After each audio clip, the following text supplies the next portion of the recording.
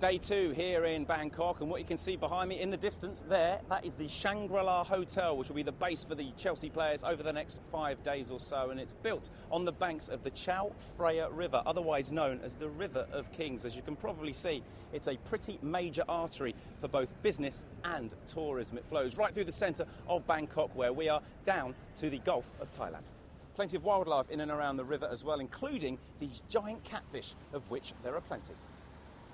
It certainly is a fantastic setting, but let's not forget the players are here to work, and there's been an awful lot of that over the last couple of days. Double training for the players today, starting out here this morning in the searing heat. It was well north of 30 degrees, so even warmer than it is back home at the moment, so hot and humid. However, Jose Mourinho, he did have the full complement of 25 players outside with him. The first 15 minutes of this morning's session were watched by some members of the local media, plus one or two TV crews from back home as well.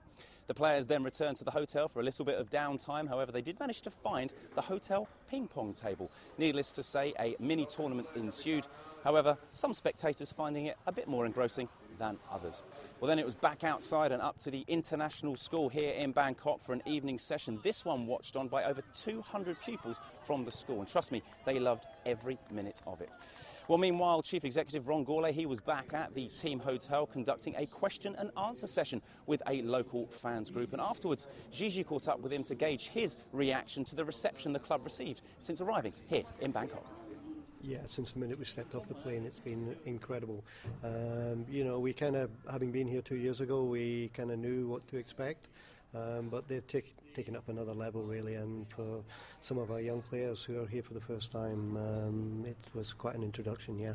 It really stood out, and the passion was highlighted by a gentleman in the front row. He was asking a few questions, you offered him your seat, and then afterwards he whipped off his shirt to show you his Chelsea tattoo. That's dedication. Yeah, it was dedication, and I think it was because most of the questions were coming from him, and then he was answering his own questions, so I just felt he may as well stand and give the question and answer the question himself. But no, it was good. These things are always good to do, and I'm keen to put myself in front of the supporters as much as I can, and hopefully I'll be able to do that more back domestically and back in the UK as well. It's because it always comes across when we're travelling, there seems to be more opportunity really to do it with the international fans, but we mustn't forget about our fans back home as well.